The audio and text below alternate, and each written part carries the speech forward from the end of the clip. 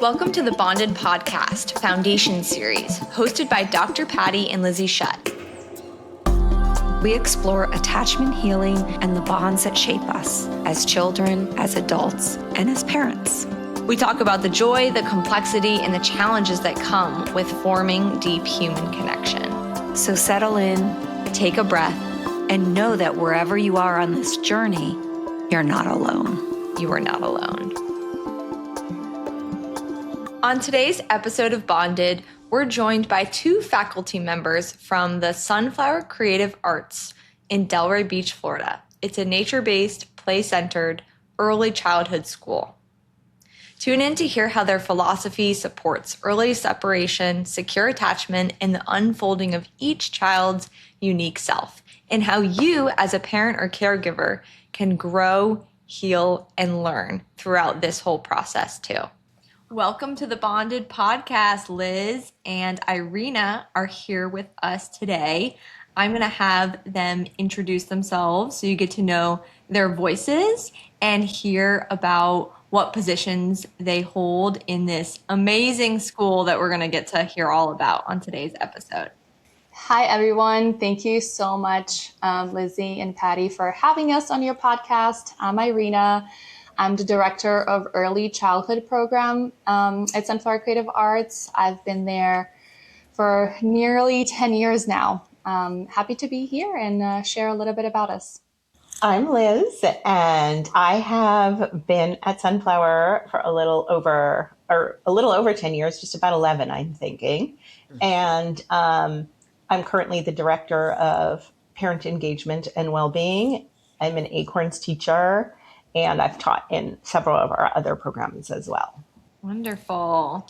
Well, me and Patty both have kind of checked out, the website and just seen the philosophy on there. And I know Patty has heard about the school for years now, but hasn't really gotten to know it. So we'd love to hear, what really prompted the school to start, like any of the school's philosophy, what kind of kids and parents kind of make their way to the school. And yeah, let's start there.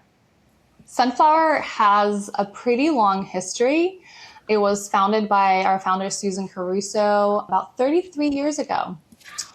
And it started with a small group of parents who wanted to raise children together. And it slowly evolved. One of her best friends kind of planted the idea of starting a school because they were looking around the area and they weren't really finding anything that they wanted their children to be a part of. So the idea was planted, and it started with a Circle of Song, which is a program that we still currently have. So a small group of mom and children coming together, singing songs, really building community. And that's kind of how it started. And 33 years later now, we have a big campus in Delray. We have multiple different programs. Thousands and thousands of families have come through the doors. I love that, really, with the parents coming together. And it's something that I can remember. Even Lizzie, do you remember all of our little circle time? Yeah. With all of my friends who had kids the same age, we would gather and we'd hire someone who would come in and do like Spanish songs in class. So during those really early preschool years, it was really, really cool. And my kids did end up going to more traditional, even though it was really Montessori. But I love the concept of Sunflower. Number one, the idea of really focusing on play. Because that's what kids, really need to be doing at that age. And yet the development of the whole child using play and nature, all of those things. But I'm curious, even right now, because obviously it's evolved over time, I'm curious about the families. Like, how do people nowadays find you guys? Like, who's coming to you and how are they? I'm just interested in that. Like, why are they seeking this particular style of preschool? I think it's a wide variety of reasons, and I think they find us in a lot of different ways. I think it's a lot of word of mouth from prior families. I would say that's the biggest. And then I think that there are people out there, and I think Susan was kind of like this too when she came up with the idea of Sunflower. I think people know what they don't want. And so they'll hop online and they'll research, trying to, they'll type in play and preschool and they'll search and sometimes come upon us that way. And they'll be like, oh, that aligns with my philosophy. That's what I was looking for. And I think Susan even said that, like, I knew what I didn't want, but I wasn't exactly sure what I wanted. And I think through the years, she developed the sunflower philosophy, knowing innately in her what she felt that children needed. I can see that now, really, with parents kind of recognizing that they don't want the typical kind of educational opportunities that are out there, and having some alternative, particularly with play, because we see play. I mean, the academics keep going younger and younger and younger, and we know that a child's brain is so capable of so many things, and yet I think that people forget that the learning that happens through play is so foundational to so many other lifelong skills and abilities and success, really. I'm a psychologist. I don't know if you know that, Irina. So, of course, social emotional learning and developing, the kinds of things that you guys are teaching these kids really isn't happening in a traditional school setting at all. It's pretty much, stripped clean of that. And there's this expectation that maybe the kids are getting that really at home. So I love that you do. I'm curious if you could share a little bit about the little seedlings, because isn't that the first? That's like the 2-year-olds who come in, right? And they're coming in with the parent. Yeah, Little Seedlings is our transitional program. So they'll be anywhere between 2 and 3. And a lot of the time it's going to be their first experience outside of their home, and then eventually outside of their home with their parent not there. So the first 6 weeks when the parents join, they're in the space, they're with the teachers, they're with the other parents, they get to know each other and start building their little community, their little village. And the children become, they start building relationships with the teachers and develop trust. And so that transition is very smooth and gentle. And most of the time, the children feel really, really comfortable when it comes time to say goodbye. Okay.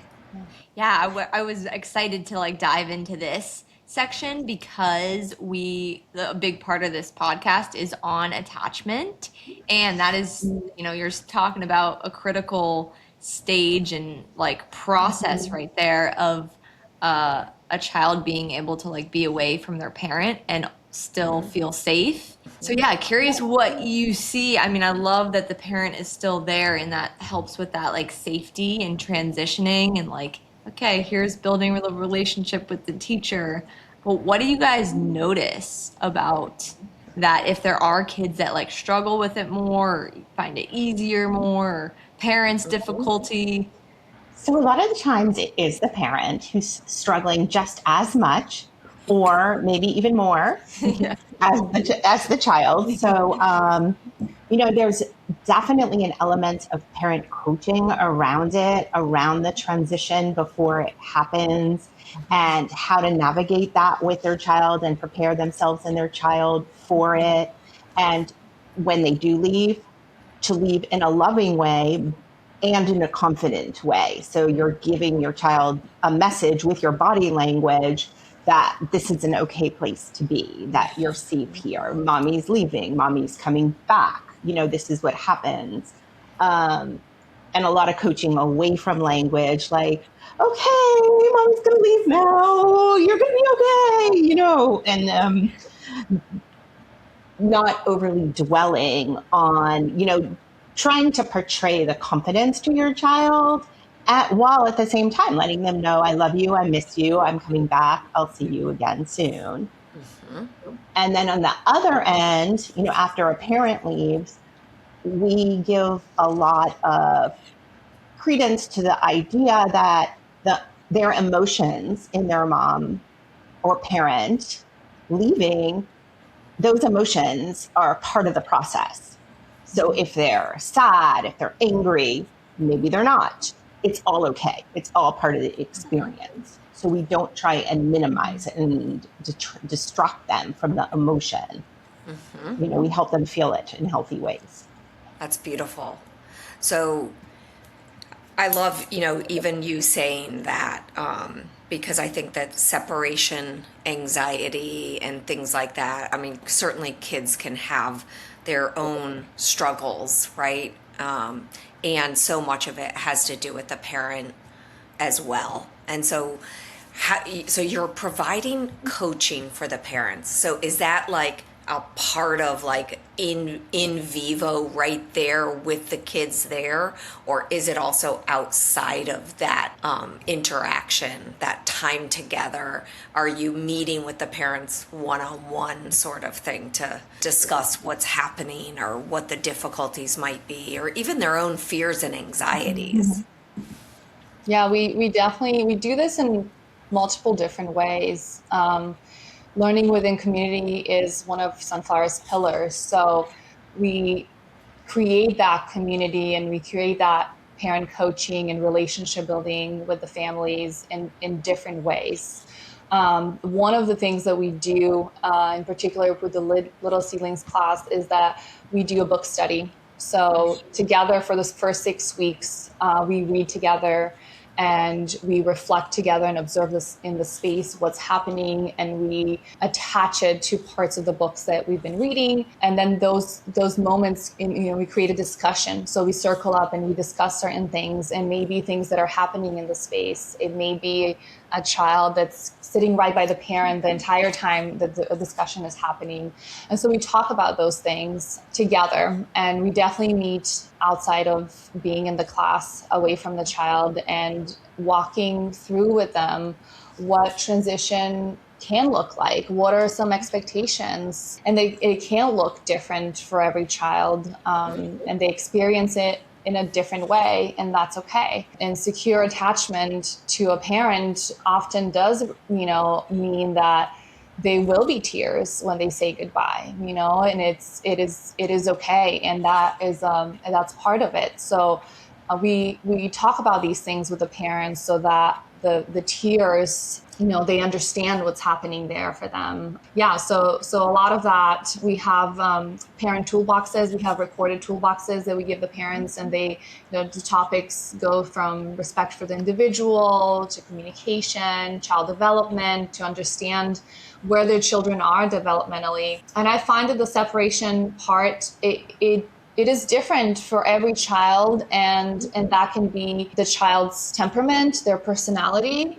It could be their life experience so far. Have they been around their grandparents? Have they had a babysitter? Have they had any outside of experiences prior to this one? Or have they been solely with their immediate family at home? And that's kind of how we can see where that child is. And so the transition is gentle, and the idea we kind of do put it in the child's hands in the way that, hey, if you're not feeling okay and if you don't like to be here, then we can call a parent and they can come be with you, or you can go home. So that communication is always, it's open. The door is open for the parent to come in if their child perhaps is having a different day and they're wanting them closer. So they are allowed to stay in that space and be with them. That's really powerful, which is so different, I think, than really any other program.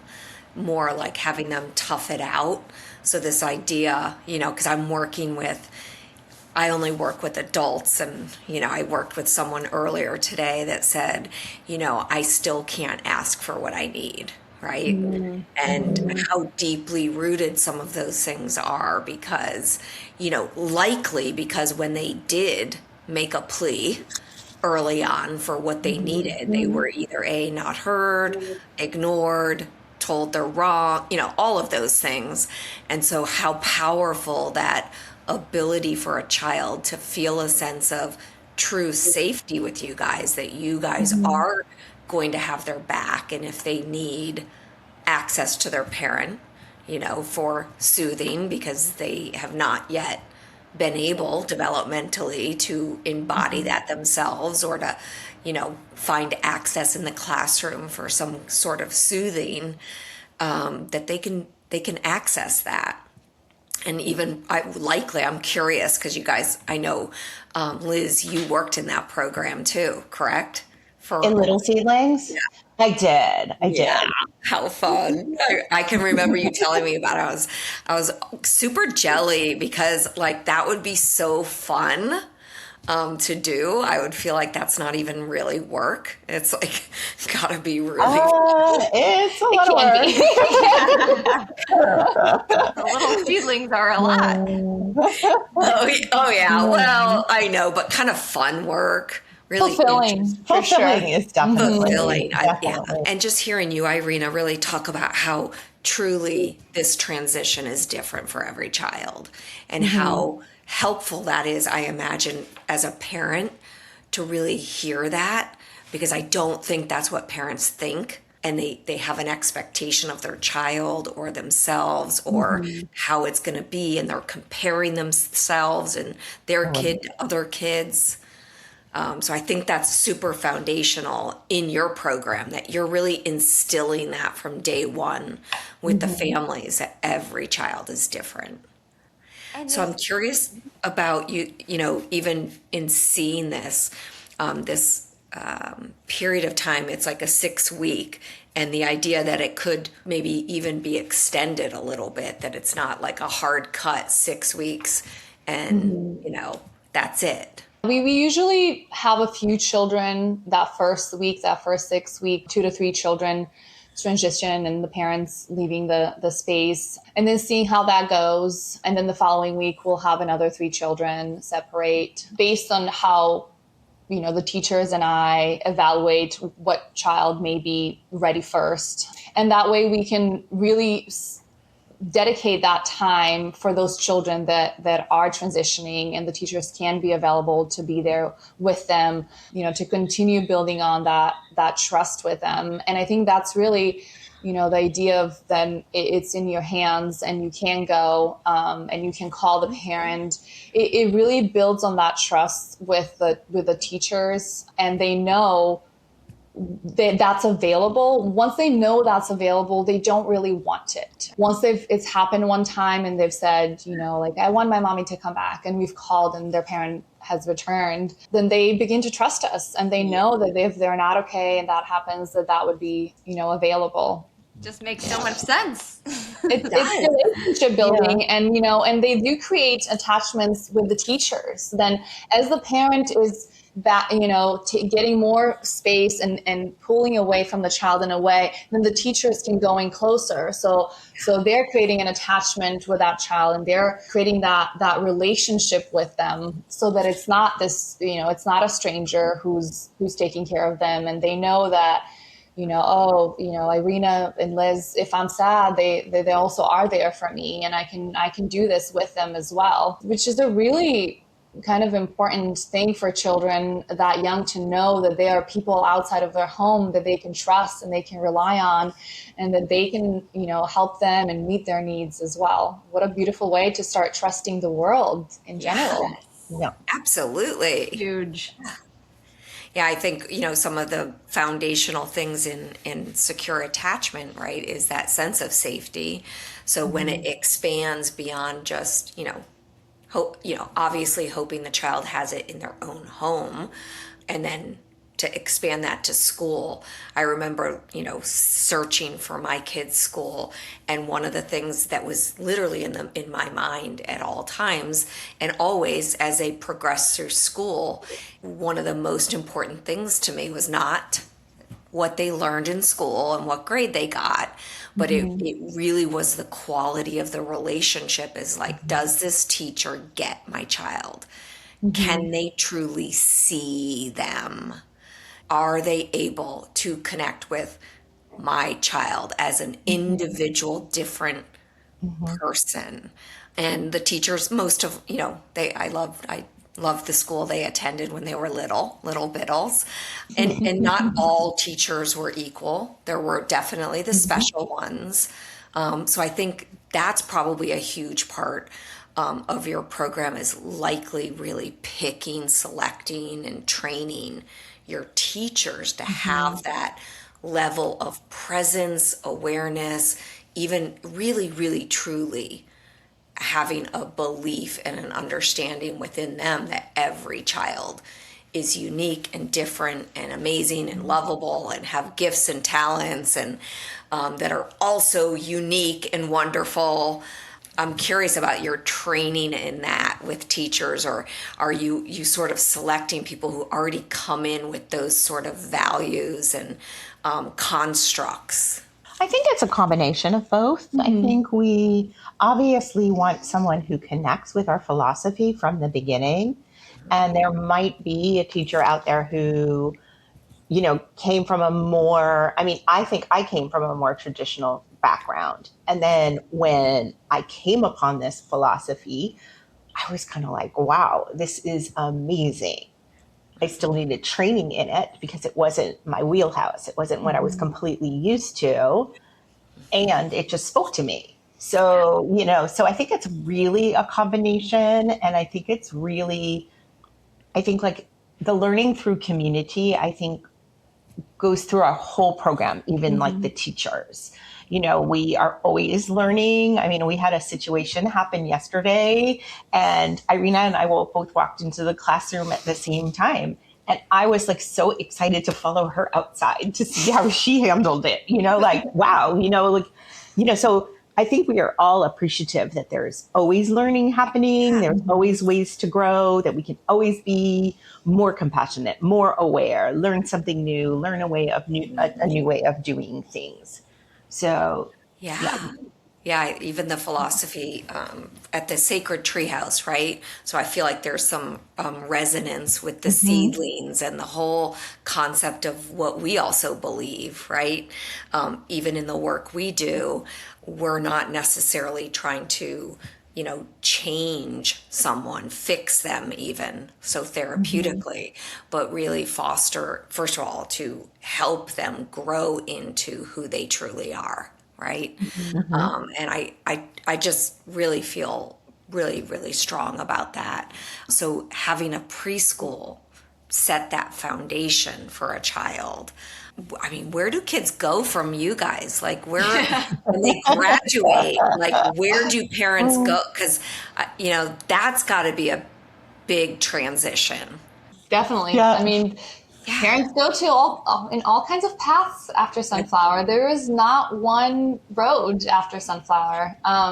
There's parents that decide to homeschool. There are parents that go to private schools. There are parents that go to public schools. Some create their own schools. So there's not one way. Yeah, I it's really cool. like this metaphor because it goes along with this topic that we were kind of seeing on your site about, the seedlings that we're talking about versus clay and kids being molded versus allowing them to like grow into who they are. Could you guys speak to more of that? So Sunflower's mission is to empower children and families to be confident, creative, and compassionate through play, nature, and the arts. And we do that with 3 pillars: respect for the individual, learning through experience, and learning within community.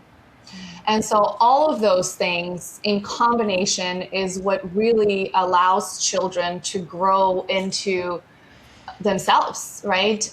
Becoming oneself. And once you see a child for who they are and you respect their journey and where they are developmentally, you respect their interest, and this is the play part. So following their interests and what they like to do and facilitating that and adding to that to grow that spark that they already have inside of themselves is what helps them become who they are. There's one child, Susan says this story all the time, and I always find it fascinating, is that There's this child that just loves to dress up and like has all these costume, like 10 hats and like pants and all kinds of things on them. And then one day they're just like running around and looking in the mirror, and it's like, Susan, how do you know yourself? How do you know yourself? What a brilliant question. How does one know who they are? And I think they learn who they are and they know who they are through play and through experience. They get to really discover that, and they may put different hats on, metaphorically and sometimes literally. Different hats. And I want to, they might play, a witch, and they might play a bad guy, or they might play, a police officer. And so they play with ideas of, well, what are all the different things that could be? And how does that feel? And how does this feel? And what do I like to do? And it's that experience of doing that. It's a process, and play really facilitates that because it allows them that space and that time. So they could do that. They could do one thing for the entire day when they're at Sunflower. So for 3 hours, if they like to dig holes, then they can do that. And if they like to create weapons, then they can do that. If they like to play with the Play-Doh and squish that, then they're allowed to do that too. And that's how you learn who you are, and grow into that. That freedom, that sense of like freedom, but like in a safe place, right? So that you're providing kind of that safe container, but this freedom to really just grow and develop through natural play, right? Natural things. Because how often parents really don't even allow that, It's like, in fact, one of the questions Lizzie and I were talking about was, interesting around any kind of differences that you see now with maybe kids coming in with, all of the screen time, technology.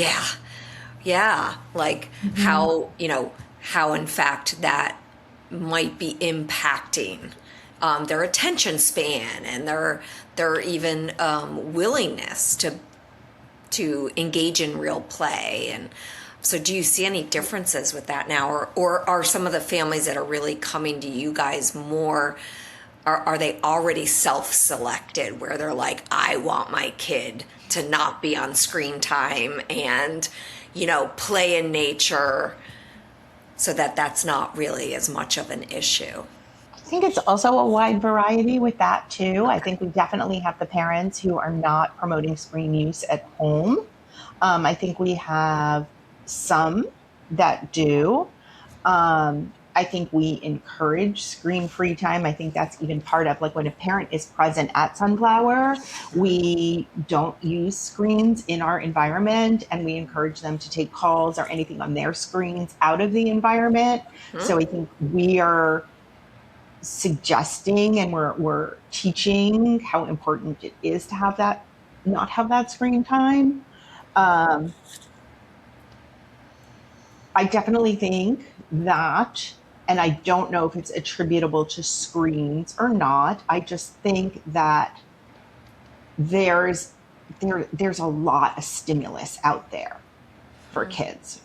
And it starts early and it continues and it continues. So having this space where they can just come in and be in the nature and away from the stimulus for a little bit, I think is so healthy for them, and their parents, when their parents are present in this space too. It's healthy for all of us to be away from that constant feedback and stimulation and get the feedback from the trees and the plants and the, all those things.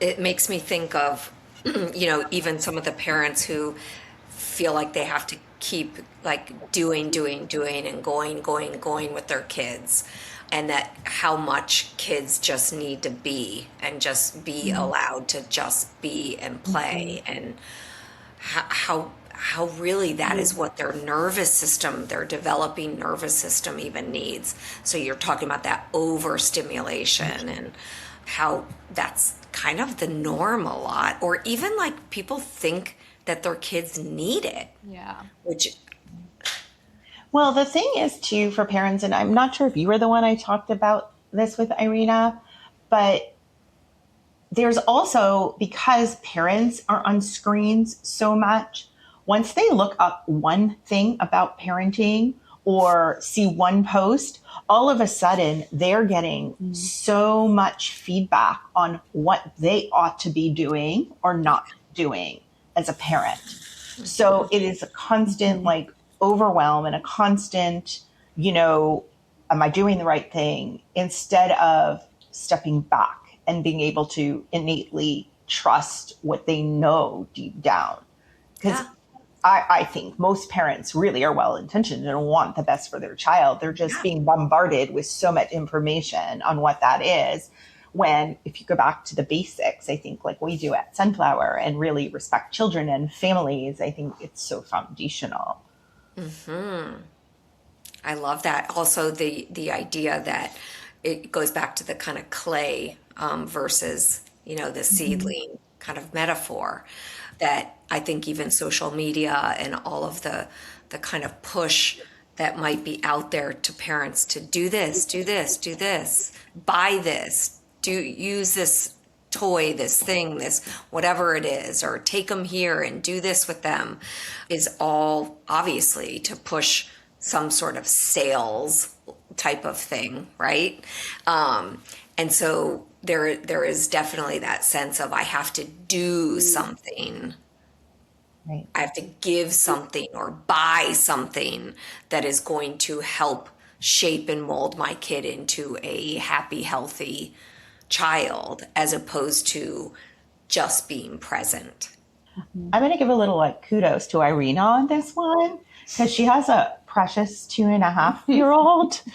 And she once said to me, like, I just like to be at home with him. There's so many things for him to just discover and see and do, like right outside our house. Like he can see the gardeners, he can see the plants. And, so I think of that. And I think, there's all these parents running to show their kids these things, and maybe everything they need is like, she's figured out that it's just right there, Oh yeah.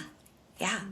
I do that with my niece, her little girl. I go over and I take her out all the time, and she loves it, because I mean, not that my niece doesn't take her out and do things, but she has another little baby, and she's feeding and doing, but I'll take her on these little adventures around the house, and she's like, and she just thinks, like, I imagine in her little world that she just explored like a whole new land, and it's just this little path, through her neighbor's house to the golf course. And I mean, it's like just opened up her whole world, and it's right there. We didn't have to leave.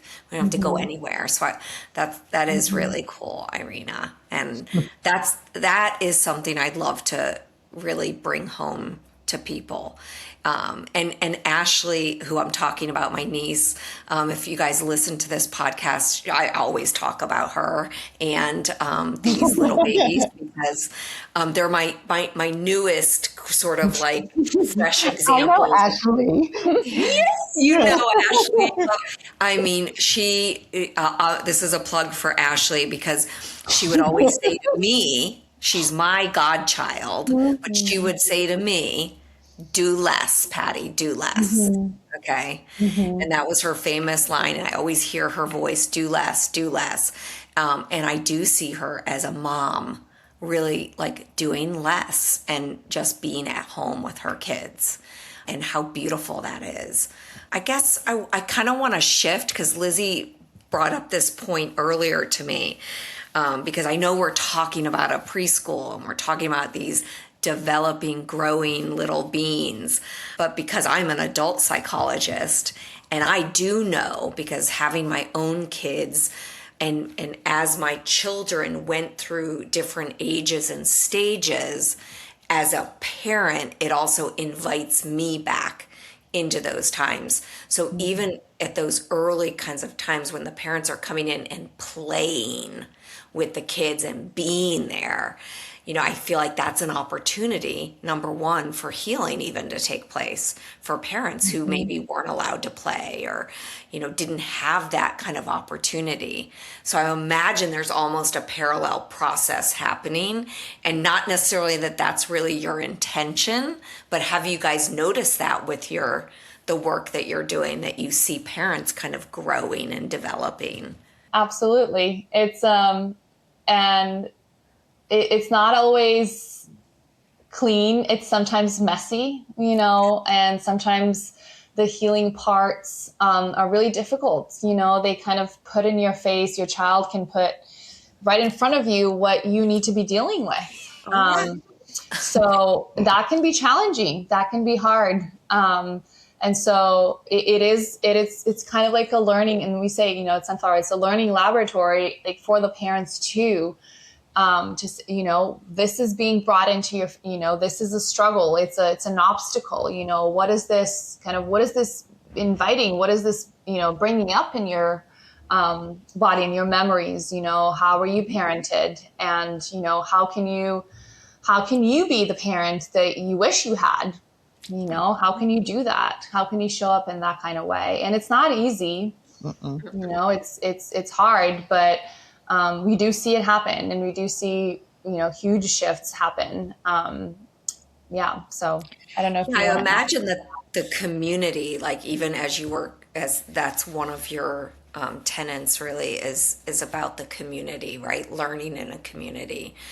And I know as a psychologist, the work that I do when I do groups, and we were talking about this earlier, the power of, the individual work, but really the power of the collective and the community. So I would imagine even that's got to be helpful for the parents, even in their own healing, when their struggle can sort of be held in the wider community. And people are there having compassion and non-judgment and supporting really the parent, not just you guys as teachers, but also other parents. I mean, I don't know, but I'm having a sense that that's available there, that you guys are fostering that in some way. I think we try. I think that's a big part of what we try and do. And, as I'm sure you both see as well, there's a lot of people who are more willing to confront or able to confront what's happening inside them, because some things are hard and difficult, and you don't even realize until later that it was really something in me that brought up. So I see this come up a lot, and it kind of circles around in a beautiful way a lot of the times.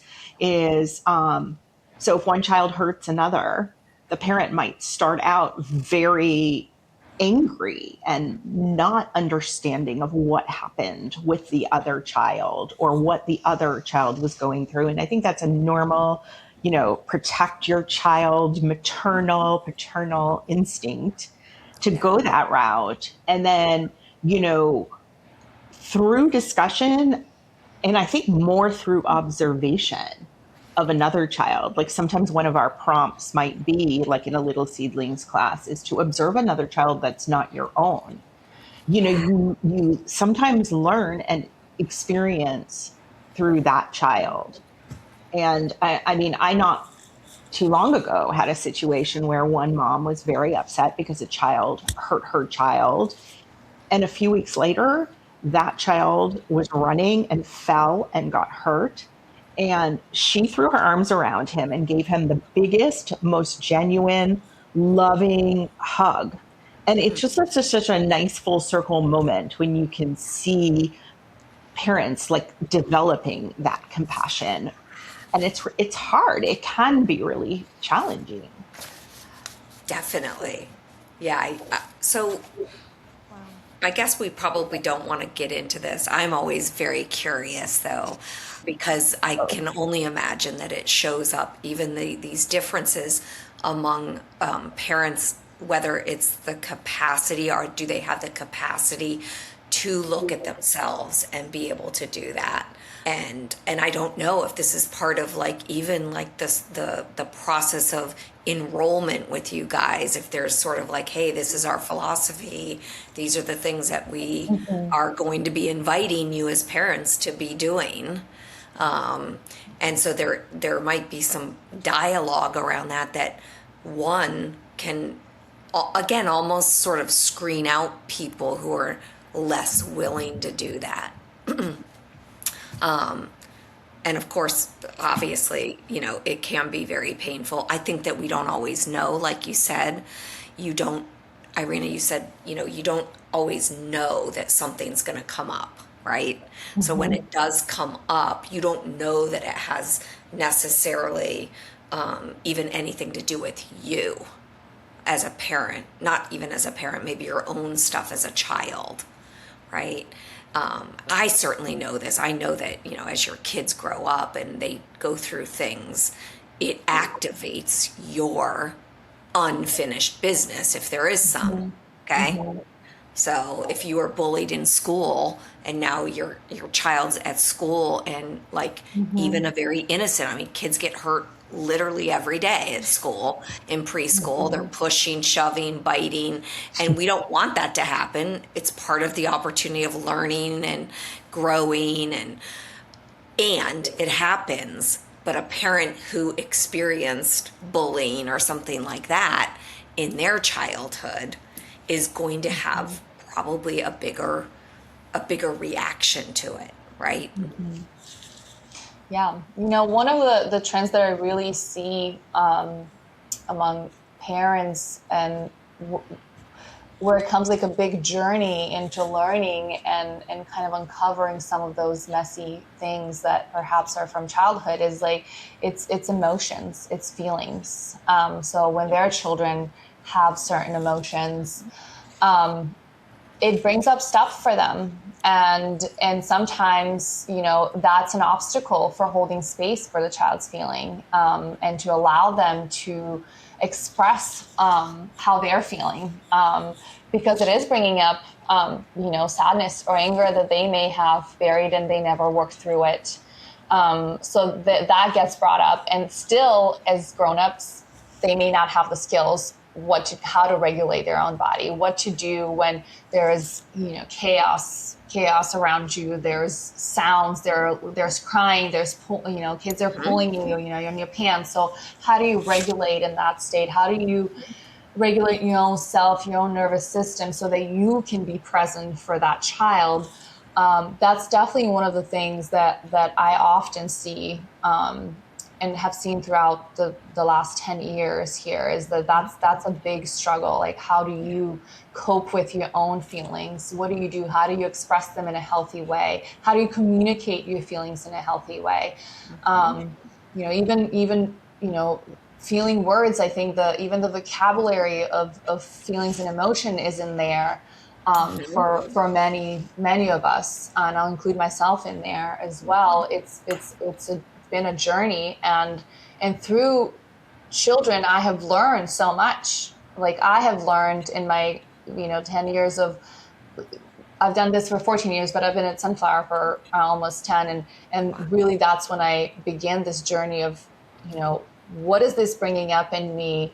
Why this child's sadness is bringing this, it's bringing anger in me. Why is this happening? And this reflective kind of teaching, when you're reflecting on your own reactions and your own thoughts and assumptions around what's happening, is a huge learning opportunity, as a teacher, as a parent as well, in the space. Yeah, there was a couple of different stories. We talk with the parents often around these topics, and we are definitely lucky to have parents that they can do that kind of reflection. They want to do things differently, and they have the capability of doing that. There was recently when a parent was, the one thing I struggle with the most, and I lose it with my child, is when he's ignoring me. He's just ignoring me. I'm talking and talking, saying, and he's just not responding. Just continues to do what he's doing. And how do you that parent like was able to track that down to, oh, when I was a child, I was a tough child. And, when I was struggling with things, I was sent to my room. I was in my room alone, and there was no way for me to process anything. I didn't feel heard. So they didn't feel heard as a child, and now they're not being heard, by their child. So it's bringing all of these things up. So as messy it can be a really great opportunity to heal that. Mm-hmm. Yeah. I mean, are you guys, so I'm just curious because I imagine that you have such an opportunity to see all of that. And yet is there possibility like beyond seedlings, the little seedlings where the parents are there and you can see more of that interaction? Are there opportunities later as the kids in other programs where there's some access to the parents' continued sort of learning and developing? Yeah, I'd say it's through all of our programs. Seedlings is a program for 3 to 6 year olds. It as a culture that tends to be families. It's 5 day program that are busy with other things. Whether working or not, but we are available, right? So we are available. We are there. We often have one-on-one meetings where we do address things. We have conferences twice a year where we discuss these things. And so the door is always open. And the door is always open for them to come in and discuss things and bring things up, and seek guidance and all that. So the doors are always open. Yeah. Yeah, it makes me think, again, not every child is fortunate enough to have literally a safe and secure base at home, right?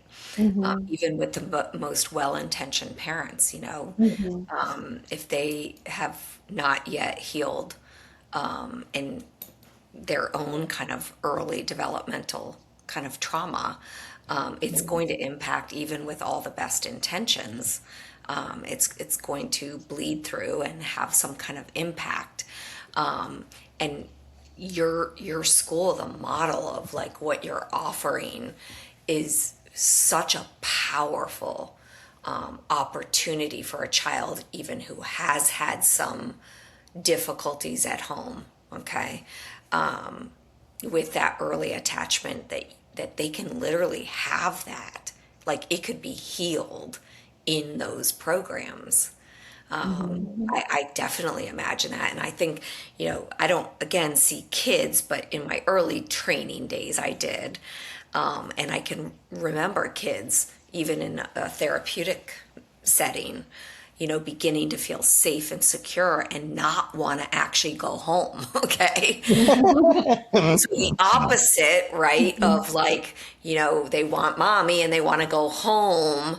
Okay. Where they're actually now really feeling safe and seen and secure. And then they may not want to go home from school. Okay. That might be the most dreaded part of the day. And maybe not so much with your kiddos, but I imagine that could happen for sure because you're offering that. Like it is a real opportunity for a child to experience very, very strong, healthy attachment with their teachers and other, faculty and students, that they have that. Yeah, and there can be like less extreme examples of that too. There could just, be a child who, has a new baby at home. So all of a sudden, those relationships are not providing everything that they need at home. So when they come to a safe place at school, knowing that they have another safe place to be where that level of relationship is available, I think helps too. Oh boy, absolutely. Yes. There's another kind of example that I can think of, as much as we shared about Little Seedlings and how it's a transitional time, and Seedlings is an older class, and sometimes what happens is that the parents are working and they're not available. So that child may need the parent and they may not be available at that time. So, there was an example that recently happened that just had my wheels turning about thinking about this is, that separation, right? We talked about that separation, how gentle that looks at little seedlings and all that. And then there becomes a time where the parent must go to work, right? So they have to be somewhere. So the separation and the dropping off part can become intense. And so there was this morning where, the parent tried to the best of their ability to help the child integrate into the class before they left. And it was 20 minutes. They were inside of the classroom and they were doing all the things, but it became apparent that whatever they do, it's not going to be a smooth separation. So,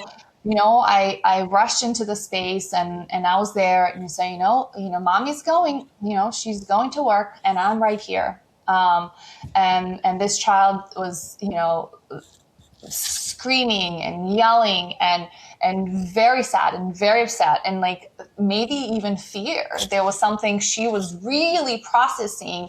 She was really moving through this big energy out of her body. And so, and it also became apparent it may not be just about the parents separating and leaving, that there's other things that were going on in there. And sometimes we know what they are, and there are times we never know what those are. So in that moment, the child was on the little baby gate and she was crawling and trying to get out of the gate and like moving her body in a way that at some point I had to, I need you to come down because you're hurting your knees. I'm here to make sure you don't hurt your body, but you can scream. I see you have lots of screams. You can scream as long as you want. You can get all of that out. I'm right here. You are safe here. And I even brought a little a picnic blanket and I put it next to the gate. And it was quite a while. I think it might have been at least 30 minutes. And I was there. I brought some crayons and paper and he said, if you want to write a letter, if you want to tell me how you feel, I can write it. Liz is feeling really, might be feeling scared right now. She's screaming aloud, so I started kind of writing, is there anything you want to say? I want mommy. Okay, I will write, I want mommy. So I sat there, by the gate on the ground with her. Everybody went out for a snack. We still stayed inside alone. She was, it was getting, she was making some pauses between the emotional expression and, I was feeling the roller coaster kind of cruising down slowly, and the inside classroom opened up again. Another child came and they were like, what are you doing? I was like, we're writing. She's like, I want to write a letter too. So other kids came and joined and we started writing about, how they wanted mommy. And then all of a sudden, she moved her body and went into the little writing area and started creating things. And, she said, I'm not sad anymore. I was sad and now I'm not. And that experience in itself, like I have done many of those things throughout the years, but really about this particular case, what struck me the most was that now since then, it's been probably about 3 weeks. And every time I have gone into the classroom, this child would see me and smile and say, remember that time that I was sad? I'm like, yeah, I do. I remember that. I was with you. And in her body, in her mind, she was happy. Like this was an experience that was a positive experience for her, right? It wasn't this bad thing that happened. I was feeling, it was a positive, it was a connection we had. It was something that brought us together. It built our relationship, and it's happened like since at least 5 times since I've gone into the classroom. That's the first thing she says when she looks at So the power of that, whatever the child may be going through or they're experiencing, we hold space for that, and we help them get it out in a safe way, and express it out of their body instead of shoving it in there and holding on and it coming out sideways in different ways and behaviors. So, yeah. That is such a beautiful story, and just speaks to like the level of your ability to just like be present with those emotions and not trying to fix and mold and say what's right or wrong, but to allow and move through, and how emotions really aren't good or bad either too. That was like a positive experience then for you guys, because you were able to just be with her in that space. Oh, Yeah, and I even think, the idea of that we don't have to always know what it's about, that you can actually help a child move through the waves of those emotions and to really release the energy out from it, in a really safe way, like even just being, maybe she needed mommy because that emotion, she needed that safe person to be with her as she was having it, and you became, again, this other, safe person who could be there with her. And I do think these are the foundations of even later on children growing into adults who can have big emotions and be okay, even trust themselves that I can move through this because they had that experience. That may live with her forever as like a pivotal moment, right? yeah, definitely. And I just love that she acknowledges it every time, and Thank that she, you. Yeah. that it was a really difficult, painful thing, and yet she's happy about it, right? It's like that's almost like not just about you, like she's connecting it to you. It was your presence that allowed it, but there's like almost this inner pride of, I got through this. Like she feels good about herself, as opposed to feeling bad or feeling shame. Yeah, like removing or saying like, oh, you can't cry, like be quiet. We have to like, go along with the other kids. It's like, okay, you can just have your experience. Yeah, and even for other kids, I imagine how cool that was for them eventually to even witness, because there's so much learning that takes place vicariously, right? We don't have to be the one having a big emotion, but if we see another child having this big intense emotion and they're able to get through it and they're being understood, and they witness that, they feel better too. Well, I'd love to come visit. We would love for you to come. Yeah, Lizzie and I want to come Yeah. do a field trip. You'll have to let us know when you're in town, Lizzie, and we'll schedule it. Will do. Yes. Would love to play. Lizzie, you would have been like the seedling extraordinaire. Like when I think of seedlings, I think of you, like climbing the trees. And today we found like we turned on a fountain and this frog popped out and we all sat and stared at it for a while. So yeah, definitely up your alley. Yes. Yeah, the whole nature piece is very my cup of tea. Yeah. Yeah, I love that. So I'm curious if there's anything that you would even share, really with parents, like just through all of your work with parents and, with those early childhood kind of difficulties, and I call them difficulties because it isn't all easy, right? You know, it's amazing and wonderful and very challenging. So anything that you would, I don't know, want to share? There's just one thing that comes up, and this was in one of the questions that you had given us ahead of time that just kind of made me think, and I'll just try to find where the question is, but it's in a sense of like, if you were to share with parents, like what do their children need the most, or something of that sort. it really made me think. And the best that I could come up with was just time, just time with your child. Uninterrupted, phone away, screens away, kind of time. Just being with them in that time, not needing to be anywhere or do anything. Just time to really just see your child. They may be just drawing on it and just kind of just being present in that moment with them. And in a busy world, it can be hard. And the goal of even 5 minutes away from everything else and just having that time together, that I think would make a huge difference in every child's life, to just kind of put every distraction away and anything else that might be pulling you into the world, and just kind of zoning into each other and being there for each other, in a very present way.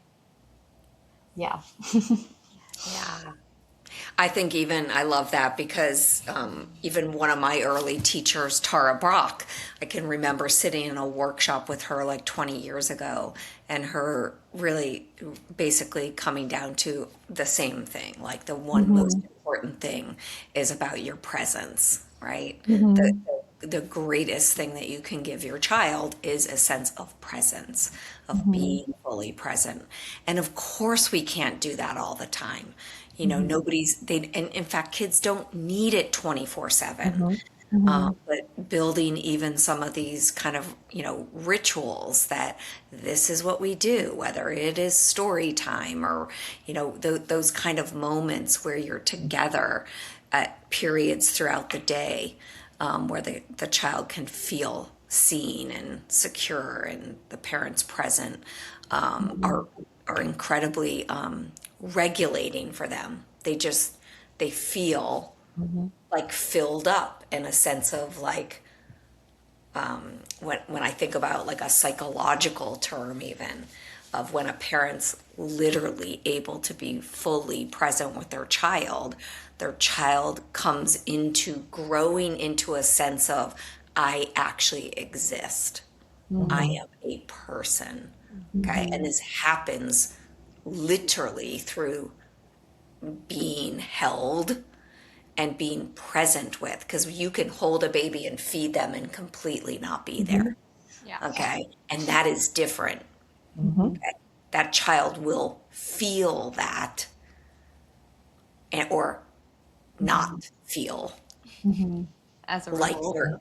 not even feel like they are present. Because if a parent isn't present with them, they don't even exist when they're a baby. Right. The idea of they're creating themselves around the people and the grown-ups, and I can understand who I am based on my family and my parents and what do they do around me, that sense of self, that it's intertwined and connected with those family connections. And yeah. Yeah. Yep. And we can all kind of extrapolate like from that too, because, I know when I walk the dogs sometimes like with my husband and I go and I like look at the phone, like even if we're like not chatting, that really kind of bothers him.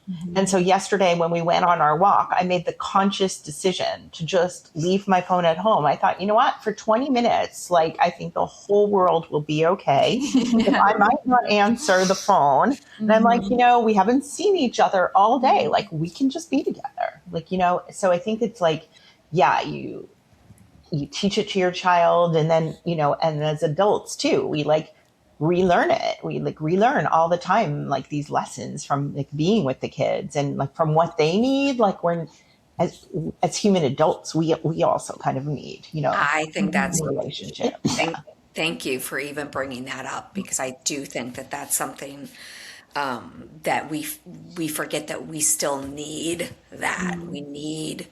We need at least somebody in our life, and usually it might be our spouse, right? Our partner, our, closest friend, that when they're with us, they're fully present. and how much that nurtures our sense of well-being. Yeah. Knowing that, that someone's there for you, if like, even if you're not talking, like just knowing that person's there is huge. Yes. And kids can sense that too. So when their parents are, when they're not on their phone or screen or distracted and they're really available, right? And the child might be over there playing, but they can sense when all of a sudden the parent is no longer there. Yeah. Okay. Listen, we would love to come visit, and we're always open to offering, since we are local. I know not everybody gets to come and see you guys. Maybe we'll share some resources too. If you have any books or anything like that you guys find helpful, we can put in the show notes. Sure. Because not all of our listeners, they are not local. So they might be able to gain some information, even guidance, if they're to find a place near them that could offer the kind of early educational opportunities. Maybe could give us some hints and things like that that we can share with our listeners. Yes. And with the reminder of cultivating that presence and like trusting that also your own intuition too with that. Thank you for joining us. Thank you for having us. Yeah, we look forward to seeing you guys in person. Yes, definitely. Same. Yeah. Thank you for tuning in to this week's episode. If it spoke to you, it'll probably speak to someone you love too. Share it with a friend and leave us a 5-star review to help spread the message it's never too late to heal.